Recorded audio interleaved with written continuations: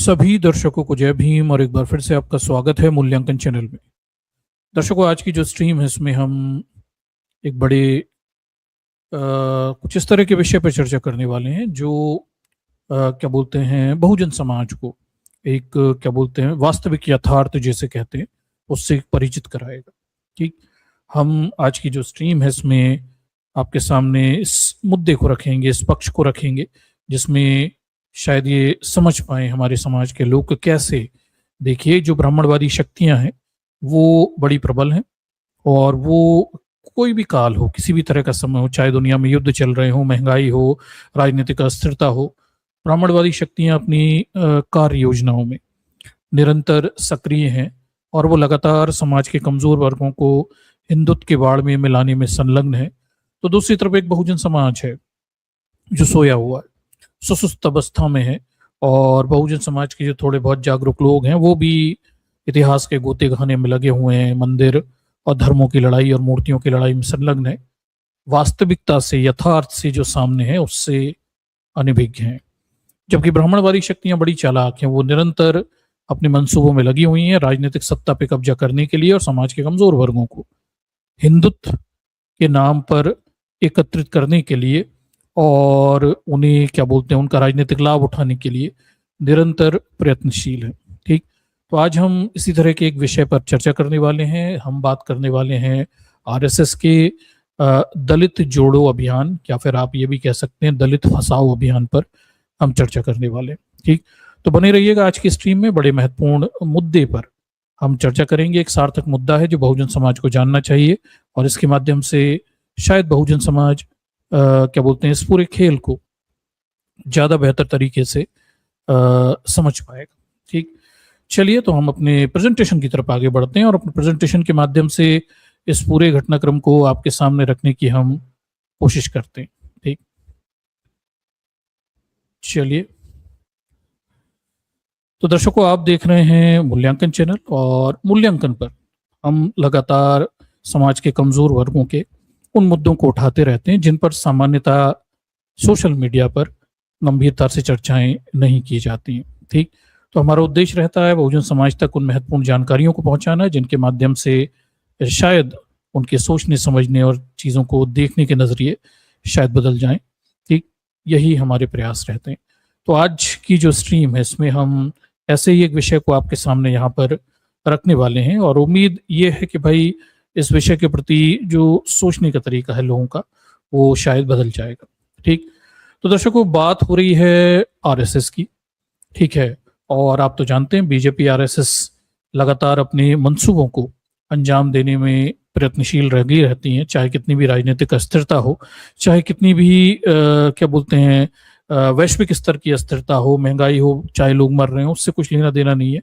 BJP राजनीतिक सत्ता पे कब्जा करने के औजारों को तलाशती रहती है, तो आरएसएस समाज का हिंदूकरण करके बीजेपी के लिए ग्राउंड तैयार करती रहती है और ये काम निरंतर चलता रहता है, कभी रुकता नहीं है और ये काम को लगातार करते रहते हैं, इसलिए उनकी सफलताएं आज आप देख पा रहे हैं।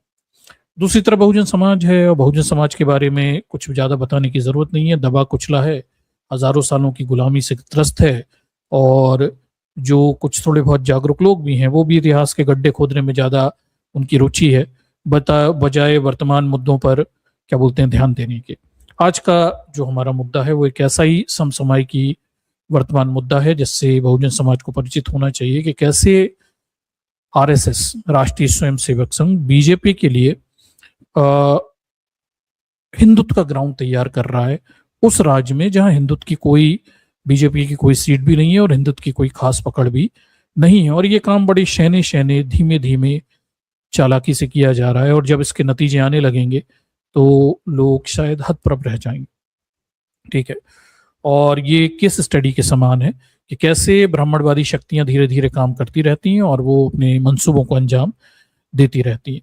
इस मुद्दे पर दैनिक भास्कर में जो रिपोर्ट छपी है उस रिपोर्ट के आधार पर हम आपको ये संज्ञान में लाएंगे कि ये सब खेल दगे छुपे नहीं किया जाता, ये सब खुलेआम किया जाता है, बोलकर बताकर ब्राह्मणवादी लोग ये काम को करते हैं। जैसे आरएसएस बोलकर बताकर ये कह रही है यहाँ पे कि वो देखिए पंजाब में क्या बोलते हैं बड़ी तादाद में दलित हैं और इन दलितों को वो हिंदू धर्म से जोड़ने के लिए पूरा एक प्रायोजित कार्यक्रम चला रही है। और इसका उद्देश्य ये है कि आगे चल के आने वाले चुनाव में बीजेपी के लिए ग्राउंड तैयार करना, ताकि उन्हें ज्यादा से ज्यादा सीटें मिले और वहां पे वो सरकार बना पाए। ये छुपा हुआ नहीं है, ठीक। केवल बहुजन समाज को पहचानना जरूरी है कि भाई आपका हिंदूकरण किया जा रहा है, ये केवल एक एग्जाम्पल है, बाकी राज्यों में भी यही चल रहा है। और हिंदूकरण करने का उद्देश्य बड़ा सीधा सा है, राजनीतिक सत्ता हासिल करना, ठीक। क्या बहुजन समाज समझ पा रहा है कि सारा खेल सत्ता पे कब्जा करने का है, ठीक। और जिसने सत्ता पे कब्जा कर लिया वो फिर जो चाहे अपने हिसाब से चीजों को बदल सकता है। तो ये आज की केस स्टडी है। चलिए इससे जुड़ी हुई कुछ जानकारियां हम आपके सामने रखते हैं, ठीक। और आपको ये सब बताने की हम कोशिश करते हैं। देखिए, तो दैनिक भास्कर में ये पूरी रिपोर्ट छपी कि कैसे जो पंजाब है, पंजाब राज्य आप जानते हैं जहां बीजेपी को 1-2 सीटें मुश्किल से मिल पाती हैं, वहां आरएसएस बीजेपी के लिए फील्डिंग कर रही है, ग्राउंड तैयार कर रही है और एक बाकायदा प्रायोजित कार्यक्रम चल रहा है जिसमें वहां के जो अनुसूचित जाति के लोग हैं, जो बड़ी तादाद में हैं और वहां की बड़ी सारी सीटों पर उनका प्रभाव है, उनका हिंदूकरण धीरे धीरे करने की कोशिशें की जा रही हैं। आरएसएस इसे पंजाब विजय मिशन कह रहा है और उसका अगला उद्देश्य है कि ऐसा करने के कारण बीजेपी आने वाले चुनाव में टोटल 117 सीटों पर चुनाव लड़ने के बारे में सोच रही है, ठीक। इस काम को करने के लिए बाकायदा जो मोहन भागवत हैं वो दौरे कर रहे हैं, यहाँ पे अमित शाह भी जा चुके हैं और ये बताया जा रहा है कि पूरी एक 4 साल की रणनीति है जिस पर काम किया जा रहा है। चुनाव आते आते अब ये रणनीति तेज बनाई जा रही है और स्वयं सेवकों की टोली है जो समाज के कमजोर वर्गों को जो पंजाब में है उन्हें हिंदुत्व का स्वाद चखाने में लगी हुई है, ठीक। इसमें बताया गया कि कैसे, देखिए, पंजाब की 38% जो आबादी है वो दलित आबादी है और क्या बोलते हैं, इस आबादी को जो दलित हैं उन्हें हिंदू धर्म से जोड़ने के लिए, उन्हें हिंदुत्व से जोड़ने के लिए, ताकि इनका वोट बैंक में फायदा किया जा सके, 5 बिंदुओं पर रणनीति आरएसएस ने वहां पे बनाई हुई है। और ऐसी सीटें, लगभग 92 सीटें हैं जो आम आदमी पार्टी को अभी तक मिल रही थी, उन सीटों पर अब आरएसएस अपना कब्जा करने के बारे में सोच रही है। तो 5 बिंदुओं का टोटल प्लान बनाया गया है। ये सब पेपरों में छप रहा है, खुलेआम छप रहा है, दलितों के साथ ये प्रयोग किया जा रहा है। शायद दलितों को ही नहीं पता, बाकी सबको पता है कि उनके साथ हिंदूकरण का प्रयोग पंजाब में चल रहा है, बाकी के राज्यों में भी चल रहा है, सीमावर्ती राज्यों में चल रहा है, जितने भी दलित पिछड़े राज्य हैं वहां पे ये प्रयोग निरंतर चल रहा है। ये केवल एक केस स्टडी है कि प्रयोग खुलेआम चल रहा है। क्या आपको पता है, आपको इस तरह से हिंदू बनाने का खेल चल रहा है ताकि वोट लिए जा सके और सत्ता पे कब्जा बनाया जा सके, ठीक। तो इसमें बताया गया कि पंजाब में दलितों को उनकी जड़ों से जोड़ने के लिए, ठीक है, स्वयं सेवकों की टोली काम कर रही है। धार्मिक जागरण मंच के कार्यकर्ता इन्हें कहते हैं। तो आरएसएस ने वहां धार्मिक जागरण मंच बना रखा है, उसके कार्यकर्ता लगातार काम कर रहे हैं और संघ 1-2 सालों का टारगेट नहीं बल्कि 4 सालों की स्वाभिमान सम्मान के लिए काम कर रहा है, ठीक है। तो 1-2 सालों की बात नहीं हो रही, 4 सालों के स्वाभिमान सम्मान की बात हो रही है। और मैं आपको बता देता हूं कि आरएसएस के लोग बार बार समरसता की बात करते हैं, हार्मनी की बात करते हैं। ये बेहद खतरनाक शब्द है जातिवाद के संदर्भ में। डॉक्टर अंबेडकर हमेशा बात करते थे सामाजिक समानता की, सोशल इक्वलिटी की, ठीक। इसे थोड़ा आप समझिए कि डॉक्टर अंबेडकर जातिवाद के संदर्भ में सामाजिक समानता की बात करते हैं, सोशल इक्वलिटी की बात करते हैं, सबको समानता देने की बात करते हैं, ठीक, और जाति के विनाश की बात करते हैं। जबकि आरएसएस जैसी ब्राह्मणवादी शक्तियां इस पूरे खेल को समरसता की आड़ में खेलती हैं। दर्शकों, देखिए, शब्दों का खेल, शब्दों का मायाजाल बड़ा महत्वपूर्ण होता है, बड़ा क्या बोलते हैं निर्णायक होता है। ये अपने आप में सामने वाले की मनोदशाएं बता देता है। आरएसएस समरसता की बात कहती है, डॉक्टर अंबेडकर समानता की बात कहते हैं, ठीक। आरएसएस जाति मिटाने की बात नहीं कहती, doctor Ambedkar annihilation of caste यानी जाति के विनाश की बात करते हैं। समरसता का मतलब हुआ कि जातियां रहेंगी, समाज में विभिन्न वर्ग रहेंगे और लोग, ये सारे वर्ग मिलजुल कर आपस में दोस्ती यारी से रहेंगे। मतलब ब्राह्मण रहेगा, क्षत्रिय रहेगा, वैश्य रहेगा, शूद्र रहेगा, सब अपनी अपनी जाति के काम करते रहेंगे, जातिगत श्रेष्ठताएं रहेंगी, जातिगत व्यवस्था रहेगी, लेकिन सब में हार्मनी रहेगी, समरसता रहेगी, लड़ेंगे नहीं, पुरानी व्यवस्था जैसे पहले होता था, मिलजुल कर काम करते रहेंगे। भाई शूद्र हो तुम शूद्र का काम करो, ब्राह्मण ब्राह्मण का काम करेगा, क्षत्रिय क्षत्रिय का काम करेगा। समाज के सभी वर्ग समरसता के साथ मिलजुल कर अपनी अपनी जाति के कार्य करेंगे और रहेंगे। लड़ाई वाली कोई बात नहीं है। इसे आरएसएस समरसता कहती है। ठीक है, और यह समरसता बेहद खतरनाक है। इसमें समानता की बात नहीं हो रही, इसमें जाति के विनाश की बात नहीं हो रही, इसमें जातिगत व्यवस्था को बनाए रखने की बात हो रही है। आरएसएस जातिगत व्यवस्था को बनाए रखना चाहती है और जातियां आपस में मिलजुल कर रहें, केवल इतना सा उसका उद्देश्य है, ताकि राजनीतिक फायदे के लिए वोट लेकर ये उस ब्राह्मणवादी तंत्र को फिर से देश पे स्थापित कर सकें। ठीक, तो बेहद खतरनाक है। समरसता की बात करना जाति के संदर्भ में बेहद खतरनाक है। डॉक्टर अंबेडकर समानता की बात करते हैं, सब समान होंगे, कोई ऊंच नीच नहीं होगा, जाति का विनाश, जाति नहीं रहेगी। ठीक, तो ये मोटे मोटे अंतर हैं। तो इनका स्वाभिमान समरसता कार्यक्रम जो सब चल रहा है, इसका उद्देश्य जातिगत व्यवस्था को फिर से स्थापित करना है और लोगों को समझाना है कि अपनी अपनी जातिगत व्यवस्था के अनुसार मिलजुल कर रहो। ठीक, ये इनके उद्देश्य हैं और ये इसे ही वो हिंदू धर्म से जोड़ना लोगों को कहते हैं। उसके बाद देखिए 4 बिंदुओं, 5 मोटे मोटे पॉइंट पर ये काम करते दिखाई दे रहे हैं। इसमें बताया गया कि दलित और सवर्णों के लिए एक शमशान। तो आरएसएस अब ये जो कार्यक्रम चला रही है उसमें ये बता रहे हैं कि भाई चूंकि दलितों को वोट लेने, अब दलित तो रहोगे, ब्राह्मण भी रहेगा, सवर्ण भी रहेंगे, बस ये लड़ेंगे नहीं, मिलजुल कर नहीं, मिलजुल कर रहेंगे भाई, अपने अपने रहो और ये छोटी मोटी चीजों के बारे में विवाद इन्हें खत्म कर लो। जैसे शमशान की लड़ाई चलती है, सवर्णों के शमशान होते हैं, दलितों के अलग शमशान होते हैं, दलित अलग जलते हैं, सवर्ण अलग चलते हैं। तो सवर्ण रहेंगे, दलित रहेंगे, बस एक जगह जलने लगेंगे। ठीक, इसे वो समरसता कहते हैं। तो पहला बिंदु ये है कि दलितों को क्या बोलते हैं, आपके हिंदू धर्म से जोड़ने के लिए पहला कार्यक्रम वो पंजाब में करने वाले हैं, वो ये है कि दलितों और सवर्णों के लिए एक से शमशान होंगे। इसमें उन्होंने बताया कि धार्मिक जागरण मंच के पदाधिकारी बताते हैं कि 2025 के अनुमान के मुताबिक पंजाब में दलित आबादी 38 से 40% हो चुकी है। हर तीसरे चौथे वोटर दलित है। भागवत जी साफ निर्देश मिलते हैं कि 1 साल के अंदर हर दलित को घर के अंदर उसके घर और उसके मन तक पहुंचना है। ठीक है, आगे इसमें यह बताया गया कि संघ के सर्वे के अनुसार, आरएसएस के सर्वे के अनुसार 23 जिलों के गांव चुने गए हैं जहां दलित और सवर्णों के शमशान अलग अलग हैं। बड़े पैमाने पे दलित और सवर्णों के शमशान अलग अलग हैं। 23 जिलों को चुना गया है, कुछ गांवों को चुना गया है, मॉडल गांव के रूप में बनाएंगे जहां दलितों और सवर्णों के शमशान एक रहेंगे। जो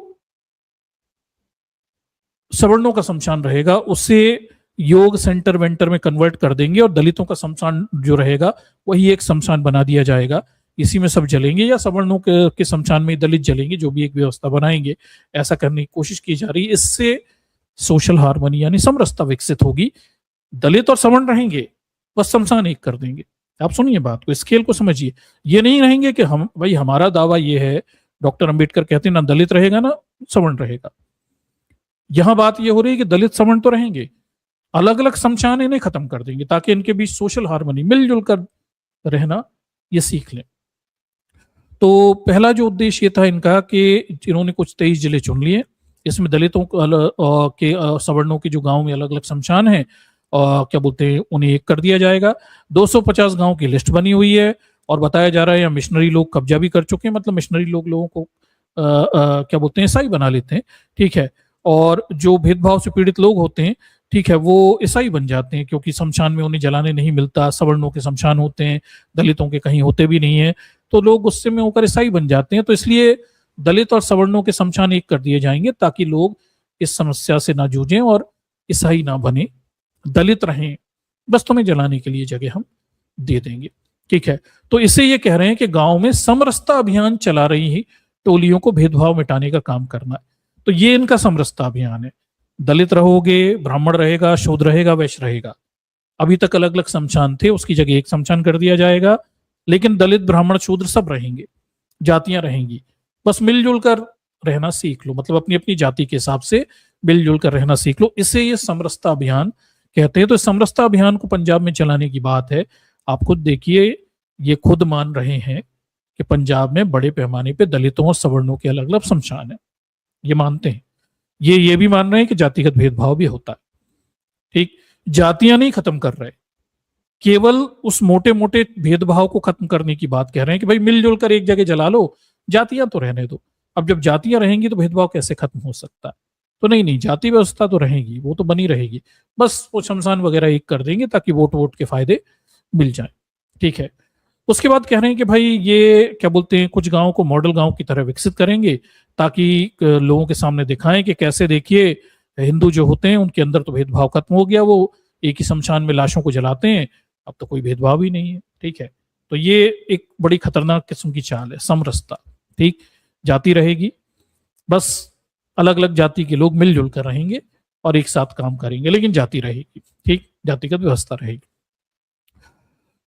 फिर इसमें बताया गया कि देखिए पंजाब में लगभग 117 विधानसभा सीटों में से 34 सीटें जो है रिजर्व हैं, एससी के लिए रिजर्व हैं। दलित आबादी 45 से 50% है। 23 सीटों पर दलितों का प्रभाव सबसे ज्यादा है और पंजाब के मालवा और दलित आबादी वाला सबसे बड़ा क्षेत्र है। यहाँ 69 सीटों पर दलित आबादी 31 से 42% है। इस एरिया में 66 सीटें आपके पास हैं। बीजेपी पंजाब में कोई ताकत नहीं रखती है और वो सेंधमारी लगाना चाहती। कुल मिलाकर बीजेपी की कोई स्थिति नहीं है। दलितों की सीटें जा रही हैं आम आदमी पार्टी को, कुछ जा रही हैं कांग्रेस को, बीजेपी को कुछ भी नहीं मिल पा रही है। और बीजेपी अब इसी वोट बैंक में सेंधमारी करना चाहती है और उसकी शुरुआत ये कर रही है 5 बिंदुओं वाले 5 पॉइंट पे काम करके कि पहले दलितों सवर्णों के शमशान एक कर दो। ठीक है। और फिर उनके जो शमशान रहेंगे, ठीक है, उसमें क्या बोलते हैं, वो लोग इकट्ठा जलाएंगे और जो दूसरा शमशान बचेगा दलित का या सवर्ण का, उस जगह योग सेंटर वेंटर बना के ये और फिर अपने धार्मिक कार्यों के जरिए दलितों को लुभाएंगे धर्म की तरफ। ठीक। दूसरा पॉइंट ये जो करने वाले हैं वो ये है कि भाई दलितों का राम कनेक्शन, दलितों को राम से जोड़ो। ठीक है। तो अब दलितों को राम से जोड़ा जा रहा है। देखिए पंजाब प्रांत के प्रचार स्तर के पदाधिकारी बताते हैं कि धार्मिक भेदभाव पंजाब की सबसे बड़ी समस्या है। ठीक है। मंदिर और गुरुद्वारे देखिए तक अलग हैं। ठीक है। वहां लोगों के मंदिर गुरुद्वारे तक अलग हैं। सवर्ण जातियां दलितों को मंदिर और गुरुद्वारों में नहीं जाने देती, ये खुद मान रहे हैं ये सब। ठीक है। और गुरुद्वारों तक तो हमारी ज्यादा पहुंच नहीं है, लेकिन मंदिरों में तेजी से काम चल रहा है। हम दलितों के बीच हिंदू धर्म को लेकर आस्था बढ़ा रहे हैं जो घर वापसी में मददगार होगी। बहुत सारे दलित हैं जो हिंदू क्या बोलते हैं, सिख बन गए हैं, कुछ ईसाई बन रहे हैं, इन्हें वापस हिंदू बनाया जाएगा। दलित तब भी रहोगे, बस हिंदू धर्म में आस्था बढ़ जाएगी और समरसता के तहत अपनी जाति के हिसाब से रहो। ठीक है। आस्था बढ़ाने के लिए 4 काम किए जा रहे हैं वहां पे। देखिए पहला, राम तीर्थ की जगह वाल्मीकि तीर्थ। अब राम तीर्थ योजना जो पूरे देश में चल रही है उसकी जगह वाल्मीकि तीर्थ योजना शुरू की जाएगी। सुनते जाइए। ठीक। इसकी शुरुआत अमृतसर से की गई है। 2016 में राम तीर्थ का नाम बदलकर वाल्मीकि तीर्थ कर दिया गया था।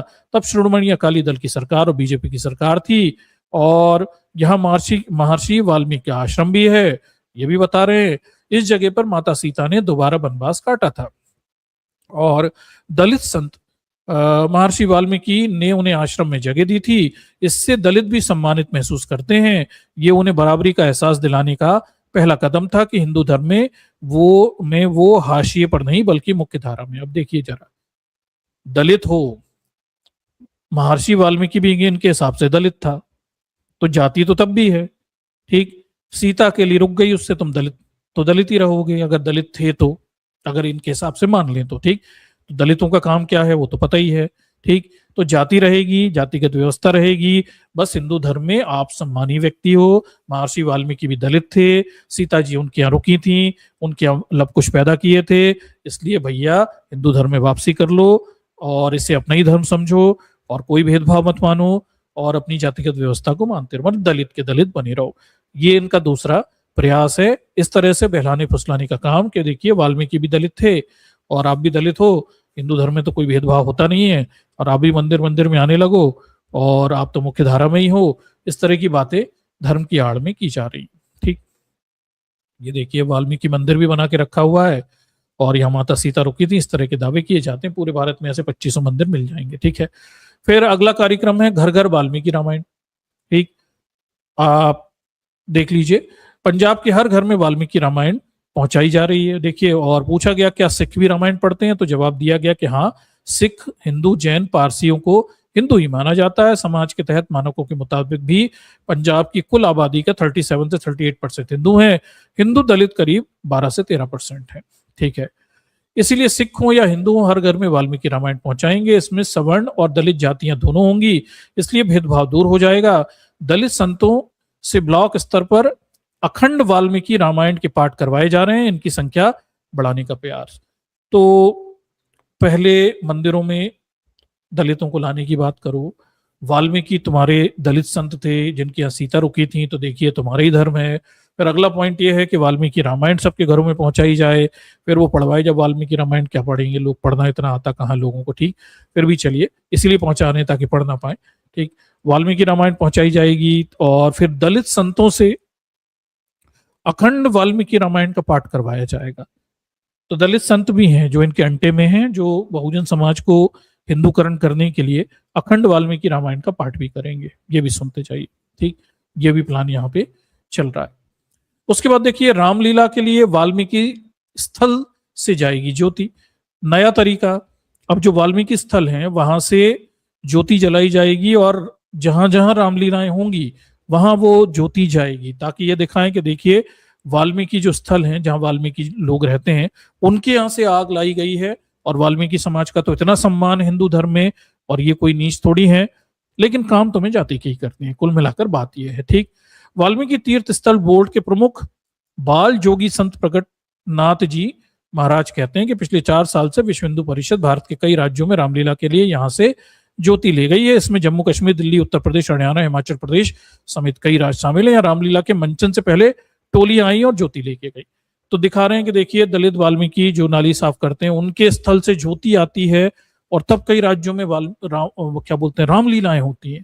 इतना सम्मान है दलितों का, लेकिन दलित नाली ही साफ करते हैं, समझ रहे हैं ना, जाति नहीं खत्म करेंगे।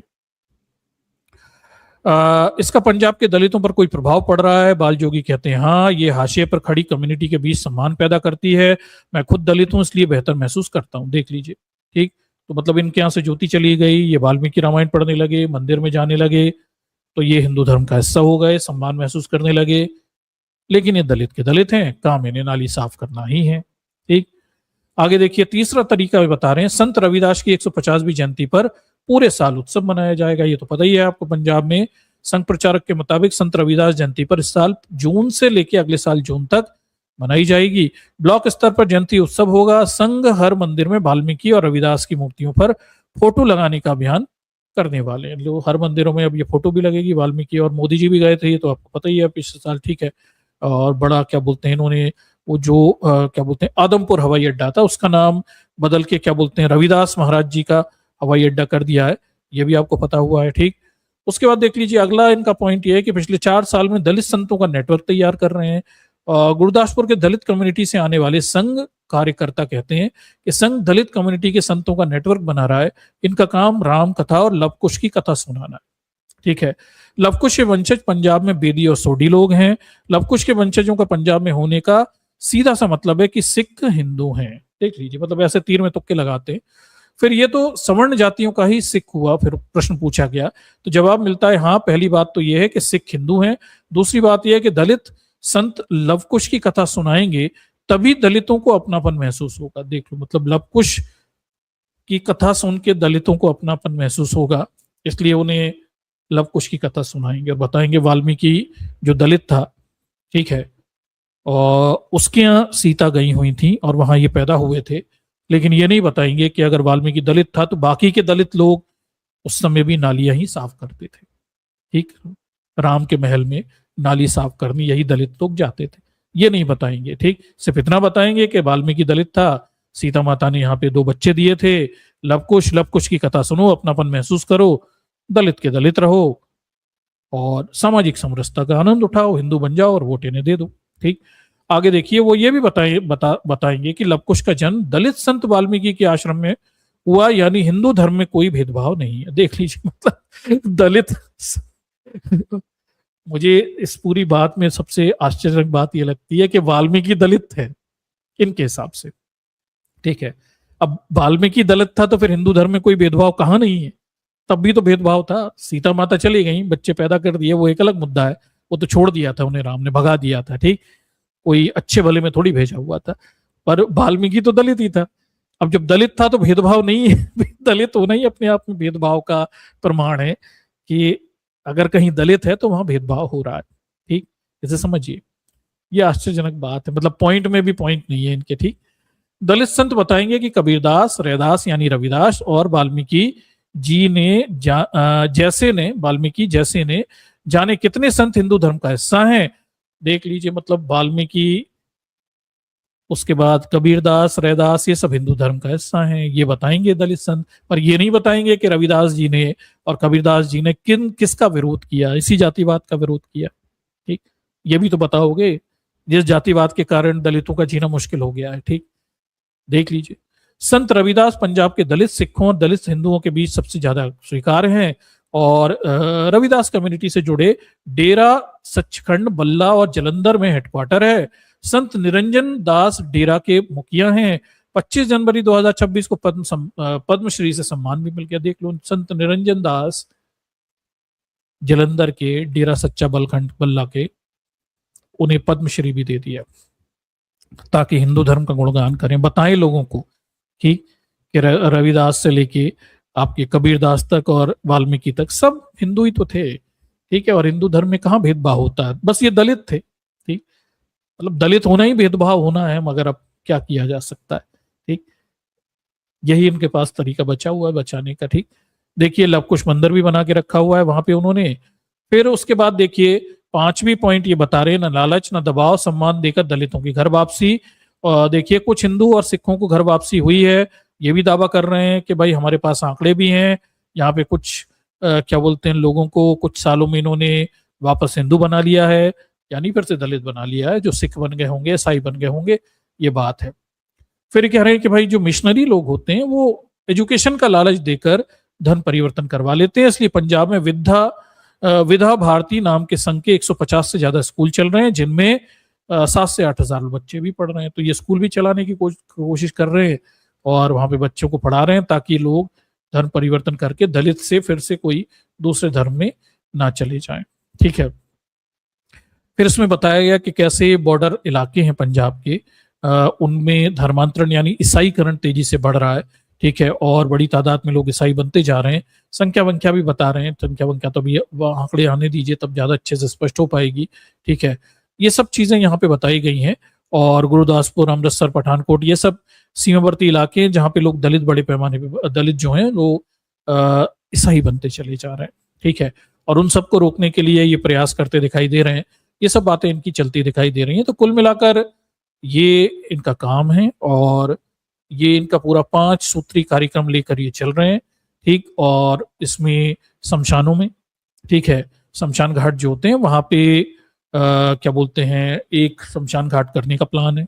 फिर दलितों को मंदिरों से जोड़ने का प्लान है। फिर वाल्मीकि क्या बोलते हैं, कथाएं पढ़वाने का प्लान चला रहे हैं ये जगह जगह, और वाल्मीकि संतों को इकट्ठा करेंगे और समाज के उनसे रामायण का पाठ करवाएंगे और लोगों को बताएंगे कि देखिए, वाल्मीकि तो खुद ही दलित थे और सीता माता उनके यहाँ ही बच्चे पैदा करने गई थी, तो कोई भेदभाव नहीं होता।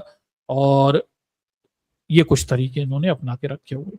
ठीक, ऐसे कर कर एक बड़ा कार्यक्रम दलितों के हिंदूकरण का बीजेपी वहां पे, आरएसएस सत्ता की शक्ति का इस्तेमाल करके वहां चलाने की कोशिश कर रही है। अब ये कितना सफल होगा, देखिए, सत्ता की शक्ति है, बहुत सारे दलित क्या बोलते हैं, मंदिरों के संत तमाम सारे इकट्ठा कर लेंगे, सत्ता है, पैसा है, लोभ लालच है, आराम से भीड़ इकट्ठी हो जाएगी। इतना कोई बहुत बड़ी मुसीबत की बात तो है ही नहीं। सत्ता बहुत बड़ी चीज होती है। ठीक, राजनीतिक लाभ बहुत बड़ी चीज होती है। और ये ऐसे करके बड़ी तादाद में जो 38-39% के करीब दलित आबादी है, उसे अपने अंटे में लेने के बारे में, यानी उसे आरएसएस से जोड़ने, हिंदू धर्म से जोड़ने, या उसे क्या बोलते हैं, कब जाने का पूरा षड्यंत्र वहां पे चल रहा है। ठीक, और ये सब खुलेआम चल रहा है, मुंह पर बताकर चल रहा है, दलितों को बोलकर बताया जा रहा है, पेपर में खबर छपवा के देखिए तुम्हारा हिंदूकरण कर रहे हैं, तुम्हें हिंदू धर्म में ला रहे हैं, और कुछ दगे छुपे भी ये सब नहीं चल रहा। दुखद बात यह है कि बहुजन समाज के कार्यकर्ता कहाँ पर हैं, वो क्या कर रहे हैं इस चीज का विरोध करने के लिए, और क्या बोलते हैं, वो सब लोग जो दलित पिछली पार्टियां हैं जो वोट लेती हैं बहुजनों के, वो इसके लिए क्या कर रही हैं, समाज को अवेयर करने के लिए वो सब क्या कर रही हैं। वो क्या फिर से बड़े पैमाने पे पंजाब जैसे राज्य में, ठीक, दलितों को, जो विशेषकर पिछड़े हैं, दलित हैं, उन्हें फिर से हिंदू धर्म की जकड़ में जाने देंगे, उस ब्राह्मणवादी व्यवस्था में जाने देंगे जहां से बाहर निकलकर डॉक्टर अंबेडकर संविधान लिख के उन्हें अधिकार देके वहां से निकाल कर लाए हुए, फिर वही जातिगत व्यवस्था समरसता के नाम पर लागू होने दी जाएगी? ये ऐसे प्रश्न हैं जिनका जवाब देना बहुत जरूरी है। और एक और गंभीर प्रश्न बहुत सारे लोग हमेशा करते हैं कि आखिर हिंदू धर्म को मानने में, पूजा पाठ करने में, वाल्मीकि रामायण पढ़ने में, इन सब में बुराई क्या? नहीं, ये मामला ये है ही नहीं। मामला राजनीतिक सत्ता कब्जाने का है।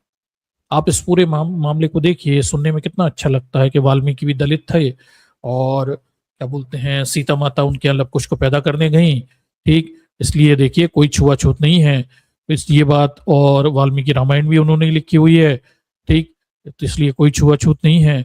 उसके बाद क्या बोलते हैं, तमाम सारे वाल्मीकि संत भी हुए, रविदास हुए और कबीर हुए, ये सब भी हिंदू ही थे। ये सब सुनने में अच्छा लगता है, पर आप ध्यान से देखिए, कबीर साहब, रैदास, इन सब ने हिंदू धर्म की इसी जातिगत व्यवस्था का तो विरोध किया था।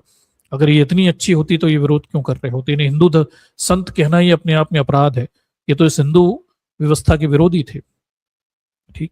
और इसी तरह वाल्मीकि की आड़ लेकर ये कहना कि वाल्मीकि जो हैं वो दलित थे और वो सीता माता उनके यहाँ गई थी, तो इस चीज को समझिए, सीता माता को बाहर फेंक दिया गया था, तिरस्कार कर दिया गया था, तब वाल्मीकि के यहाँ गई थी, कोई राजी खुशी नहीं छोड़ सौंप के आए थे। और दूसरा, अगर वाल्मीकि दलित थे तो ये तो और भी खतरनाक है। राम राज्य में आप कहते हैं दलित होते थे, मतलब राम के महल में गंदगी साफ करने का, मैला साफ करने का काम दलित करते होंगे।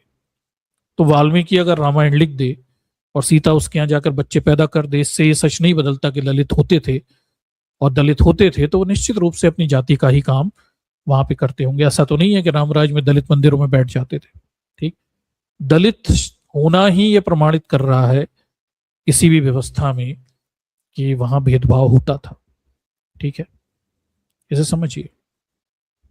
तो ये सारे कुतर्क हैं जो बहुजन समाज के सामने रखे जा रहे हैं और उन्हें लोभ लालच में लेने की कोशिश की जा रही है, दलितों को लोभ लालच में लेने की कोशिश की जा रही है, और सत्ता के छोटे मोटे लाभ देकर उनके कुछ नेताओं को अपने अंटे में लेके पूरे समाज को गुमराह करने की कोशिश की जा रही है। ये सब प्रतिगामी है, रिग्रेसिव है, ये आगे बढ़ने वाला नहीं है। बहुजन समाज को ये समझना चाहिए, दलितों को ये समझना चाहिए कि उनकी प्रगति के रास्ते शिक्षा से जुड़े हुए हैं। शिक्षा मतलब आधुनिक शिक्षा, धार्मिक शिक्षा से नहीं। क्या करोगे तुम हिंदुओं के धर्म ग्रंथ पढ़ के? क्या करोगे उस धर्म की आलोचना समीक्षा करके?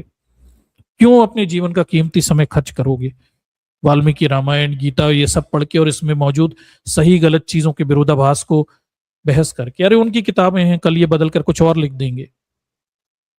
मुद्दा इन किताबों, इन धर्म ग्रंथों को नकारने का है, इन्हें खत्म कर देने का है, इन्हें अस्वीकार कर देने का है, डॉक्टर अंबेडकर की नजर में डायनामाइट लगा के उड़ा देने का, शास्त्रों का पूरी तरह से त्याग देने का है। जब तक बहुजन समाज इस जंजाल से बाहर नहीं निकलता, धर्म रूपी जंजाल से बाहर नहीं निकलता, तब तक लोग उसका फायदा उठाते रहे, ठीक। और फिर कोई आकर कोई वाल्मीकि रामायण, ये रामायण, वो रामायण, ये 4 नई लिख देंगे और क्रिटिकल एडिशन फलाना ढिकाना, और ये गलत था, वो गलत था, अरे ये सुधार कर धर्म ग्रंथ दे देंगे। उस आलोचना समीक्षा का भी कुछ नहीं रहे, इनके हाथ में है, ये अपनी किताबों में कुछ भी सुधार सकते हैं। ये इतिहास के नाम पर उन किताबों में कुछ भी बदल देंगे और कह देंगे देखो ये तो लिखा ही नहीं है, कुछ होता ही नहीं था जातिवाद। तो मुद्दा ये है कि बहुजन समाज को इस धर्म परायणता से बाहर निकलने की जरूरत है। धर्म रूपी ये जो क्या बोलते हैं वायरस है, इसे ही बाहर निकाल देने की जरूरत है। जब तक धर्मों के प्रति रुझान रहेगा, जब तक धार्मिक रूप से स्वीकार्यता की इच्छाएं और आशाएं रहेंगी, तब तक मैं कहता हूं आप दलित के दलित ही रहोगे। आप उस मानसिकता से पैदा होना आपके हाथ में नहीं है। आप दलित, ब्राह्मण, क्षत्रिय, शूद्र कहीं भी पैदा हो सकते, अगर आप मानसिकता से दलित हैं तो समस्या है, ठीक। और ये दलित मानसिकता है जो आपको धर्म ग्रंथों की तरफ खींचती है, जो आपको मंदिरों की तरफ खींचती है, जो आपको उन्हीं जातिवादी लोगों से स्वीकार्यता लेने की तरफ खींचती है कि अरे नहीं भाई, आप हमें स्वीकार्यता दे दो, हम तो दलित भी हैं, लेकिन आप हमें बगल में बिठाने लगो, हम तो आप और हम बराबर हो गए। ये वही ब्राह्मणवादी सोच है। इसका मतलब ये कि आप अभी आजाद नहीं हुए, शूद्र मानसिकता से आजाद नहीं हुए, शूद्र मेंटेलिटी से आजाद नहीं हुए। अभी भी धर्म इतनी बड़ी चीज है कि ब्राह्मणों से स्वीकार्यता लेने के लिए मरे जा रहे हो। पता है ना धर्म कितनी बड़ी चीज होती है। ठीक, मतलब ये जब तक बहुजनों के अंदर ब्राह्मणों से स्वीकार्यता की तीव्र इच्छाएं रहेंगी, तब तक वो इस धार्मिक ब्राह्मणवादी आडंबर से मुक्त नहीं हो सकते। शिवाजी महाराज ने ब्राह्मणों से अपने राज्य की स्वीकार्यता के लिए अपना पूरा धन संपत्ति सब नष्ट कर मारी, और उसके बावजूद भी ब्राह्मणों ने धोखा देकर मार ही दिया और उनकी सत्ता पे कब्जा कर लिया। इस स्वीकार्यता की इच्छा से मुक्त हो जाओ कि किसी भी धर्म से स्वीकार्यता चाहिए। अरे क्यों चाहिए तुम्हें? जरूरत क्या है? हमारी प्रगति हमारी शिक्षा से जुड़ी हुई है, आधुनिक शिक्षा, मॉडर्न साइंटिफिक एजुकेशन से, आधुनिक विषयों से जुड़ी हुई है। जब तक पिछड़ेपन, अतीत की महानता और अतीत की चीजों में आपका रुचि बनी रहेगी, ये चीजें जब तक आकर्षित, मैं समझता हूं एक पिछड़े के रूप में, दलित के रूप में मैं इस चीज को समझता हूं कि भाई हम सबके अंदर ये इच्छाएं रहती हैं यार, हमारा भी कोई महान इतिहास हो और कोई हमें बताने लग जाए तो हम आसानी से उसकी ओर ढुल जाते हैं, फिर हमें सच सही गलत कुछ नहीं दिखता, क्योंकि वो हमारी कमजोरी है ना, बहुत बड़ा कमजोर पॉइंट है, क्योंकि है नहीं हमारा महान इतिहास। हम समाज में कमजोर वर्गों से आते हैं। पर हमें यह समझना पड़ेगा कि यही सब जंजाल जो है ये हमें गर्त की ओर ले जाता है। अतीत और परलोक परायणता दो गर्त में ले जाने वाली चीज है। जो इससे मुक्त हो गया वो आगे बढ़ गया। उन देशों की तरफ देखो जो आज दुनिया में सिरमौर हैं। एक भी देश ऐसा नहीं है जो धर्म के और धार्मिक होने के कारण दुनिया में सिरमौर हो, नहीं। और कोई भी देश ऐसा नहीं है जिसने अतीत की महानता के नाम पर वर्तमान में प्रगति कर ली, बिल्कुल भी नहीं। और धर्मों की दम पे किसी ने प्रगति की, सबसे बड़ा झूठ है। किसी देश की प्रगति से धर्मों का कोई लेना देना नहीं होता। देशों की प्रगति आधुनिकता, विज्ञानवाद, नई सोच और प्रगामी यानी प्रिवेलिंग मेंटेलिटी से होती। हम आगे की तरफ देखें तब जाकर चीजें बदलती। तो ये वही भांग है, चरस है जो बहुजन समाज को फिर से सुंघाई जा रही है। उन्हें पता है हमारे अंदर तीव्र इच्छा है, परलोक परायणता है। कहीं से कुछ ऐसा ढूंढकर बता दो कि हमारा भी अतीत में कोई महान इतिहास था, और वो बस वो एक वाल्मीकि को सामने खड़ा कर देते हैं, वो दो चार नाम ले देते हैं और फिर कहते हैं आप वापस आ जाओ हिंदू धर्म में, तुम तो बराबर हो, कोई भेदभाव नहीं होता। जबकि तुम सबको पता है कि नाली साफ करने का काम हजारों सालों से कौन सी जाति के लोग कर रहे हैं, चमड़ा उतारने का काम कौन सी जाति के लोग कर रहे हैं, सबको पता है। इस सच को स्वीकार के बगैर कैसे जाओगे? ये सच बदले ना कभी। अगर जातिवाद नहीं था तो बताओ राम के काल में कितने ब्राह्मण नाली साफ करने का काम करते थे, चमड़ा उतारने का काम करते थे, और कितने दलित थे वाल्मीकि जैसे जो मंदिरों में पूजा पाठ करते थे? ये बताओ ना। ये सब बताने की जरूरत है। रामायण के कितने राजाओं ने दलितों की शादी कर ली थी, पिछड़ों की शादी कर ली थी, अपनी बेटियां ब्याह दी थी, अगर भेदभाव नहीं था।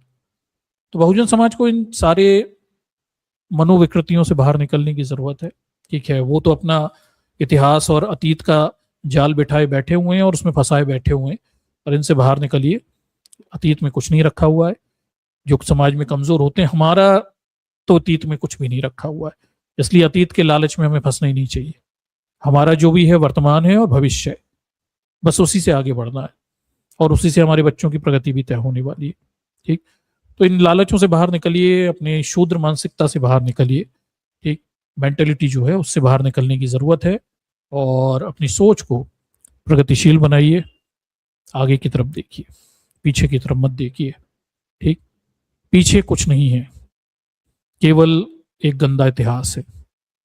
ठीक, और उस पे मुर्गे लड़ाने से वर्तमान खराब होगा, और वर्तमान बिगाड़ लोगे तो भविष्य खराब हो जाएगा। तो वर्तमान के मुद्दों पर ध्यान देने की जरूरत है, और उन पे आक्रामक बने रहने की जरूरत है। जैसे ब्राह्मणवादी शक्तियां इतनी आक्रामक हैं कि वो आज भी लगी हुई हैं दलितों को हिंदू धर्म में लाने के लिए, ऐसे ही बहुजनों को भी अपने मुद्दों को लेकर आक्रामक होने की जरूरत है। धर्म हमारा मुद्दा नहीं है, हमें इससे मुक्ति पा लेनी चाहिए। सामाजिक समानता हमारा मुद्दा है, जाति विहीन समाज हमारा मुद्दा है, हक अधिकार हमारा मुद्दा है। हमें इस पे ध्यान देने की जरूरत है, हमें बिल्कुल भी दूसरी दिशाओं में ध्यान देने की बिल्कुल भी जरूरत नहीं। ठीक, चलिए दर्शकों, तो ये केस स्टडी के रूप में मैंने आपके सामने रखा था कि आप समझें कि ये सारी शक्तियां कितनी तेजी से काम कर रही हैं और बहुजन समाज को अपनी सुषुप्त अवस्था से बाहर निकलने की जरूरत है। ठीक, और ये सारे षड्यंत्रों को पहचानने की हमें जरूरत है। ठीक, बड़े खतरनाक खेल हैं जो इस समय चल रहा है। चलिए, तो ये आज का प्रेजेंटेशन है। इस प्रेजेंटेशन को मैं यहाँ से एंड करता हूँ। आप कृपया लोगों तक इन चीज़ों को पहुँचाइए ताकि लोग इस सारे खेल को समझें और इस लालच से बाहर आए, ठीक, जो ये धर्म के नाम पर देने की कोशिश कर रहे हैं।